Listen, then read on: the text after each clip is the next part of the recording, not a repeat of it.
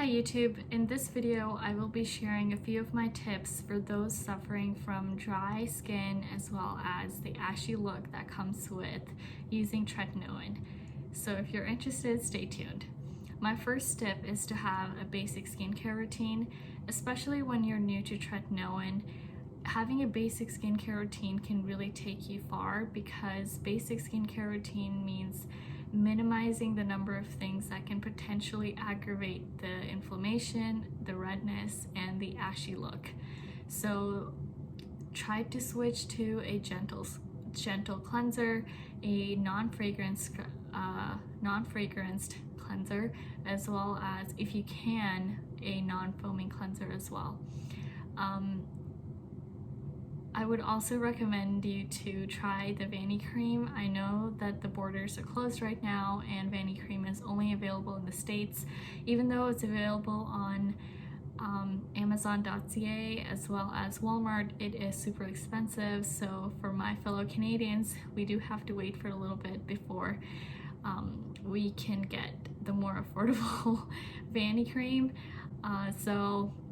Vanicream is great because it's not only free of fragrance, but it's free of formaldehyde, lanolin, and some of the more common allergens that most moisturizers that are also fragrance-free still contain.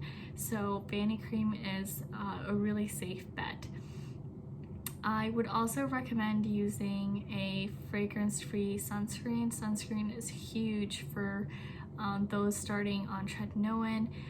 Tretinoin should not be used if you cannot use sunscreen, so having a fragrance-free, gentle sunscreen is great.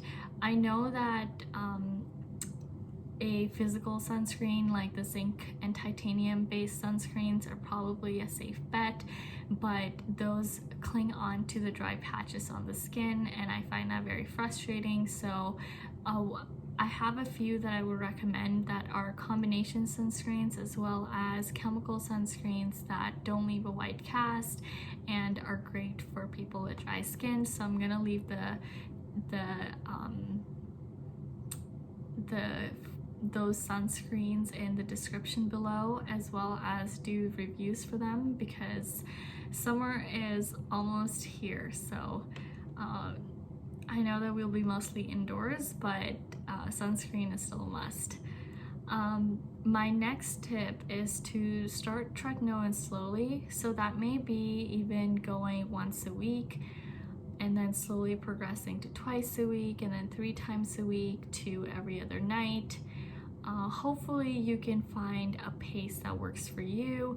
If you feel like you've progressed too quickly and you're experiencing too much flaking and dry skin and redness, scale it back, go back and use it less frequently, but know that these things will go away within like a couple of months. So try just keep going and being more patient. But again, if you feel like you can't comply with tretinoin at all, it's better to really scale it down to using it just a couple times a week, which is totally fine. Another tip for this kind of issue would be to use it in dilution. So use a moisturizer, mix it with a moisturizer, but always apply on dry skin. And that doesn't mean dry right after moisturizing, dry right after washing your face, even though that's what my prescription instructions were. You can also wash your face, moisturize, and once the moisturizer is completely dry on your face, you can put on tretinoin. It works just fine, but make sure that you're using it only on dry skin because wet skin can increase the penetration of tretinoin, thereby increasing irritation and increasing inflammation. My next tip is to try using tretinoin as a mask. Maybe apply it just a couple hours before going to bed, leaving it on your skin and then washing it off. This way you're still exposing your skin to tretinoin, but increasing the duration could possibly also be contributing to the irritation that you might be experiencing. So that's another thing you can try. I love using the sandwich method. I will post the links to my skincare routine in the links down below, but again, those skincare routines are more recent. For those who are just getting started on tretinoin, I think using the sandwich method can be very helpful. This way you can still use it every night. So the sandwich method involves using CeraVe right after you're out of the shower while your skin is wet. Wait for your skin to completely dry before you use tretinoin, and then go on with Vanicream. And I find that that really helps. Try using, I guess my next tip is to incorporate niacinamide. Niacinamide is amazing for restoring skin barrier. It can also be helpful for dealing with redness because it's anti-inflammatory and it's super safe. I know that there's a lot of you who are irritated by niacinamide and talk about experiencing stinging. So if niacinamide is really hard for you to incorporate into your skincare, I would recommend using soy isoflavins, and that is from this company called Nameraka. It's a Japanese company. These are their face masks. I really love them. They're fragrance-free. Soy is extremely helpful for inflammation and pigmentation, so I would suggest that as an alternative. Another tip would be to avoid exfoliation. Exfoliation, even though it seems very intuitive to kind of use exfoliants to get rid of the flaking and the rough ashy skin, but it only worsens the inflammation.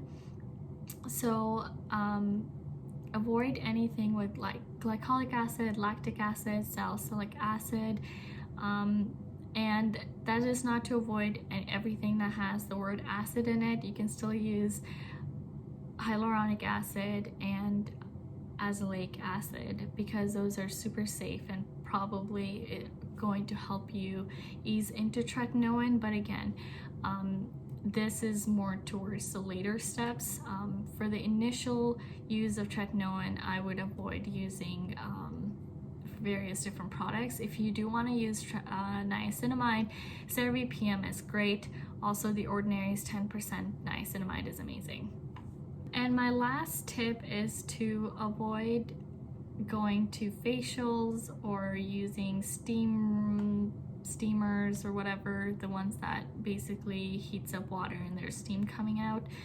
I would avoid using those because steam is like, you have water, H2O.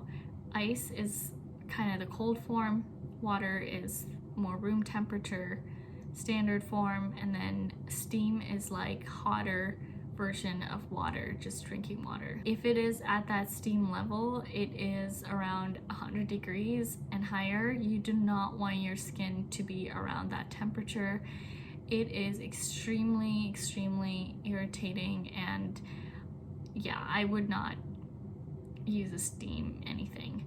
And facials, because you know, I don't really know what people put on their skin while they're using facials, in the sense that you don't really have an idea or have a control over what people put, and they could be using things that have fragrance. You do not want to do anything extra while you're on tretinoin. Just take it easy, and that should really help you. So that's all my tips for now. I will be posting more videos on tretinoin, skincare, a lot of sunscreen videos coming up, and reviews of some of my favorite Ordinary products. If you have more questions, I'd love to hear from you, whether it's a comment or a question or criticism. Make sure you post them down below and I will for sure get back to you. And thanks for watching this video. Please subscribe to my channel, and I'll see you next time. Bye.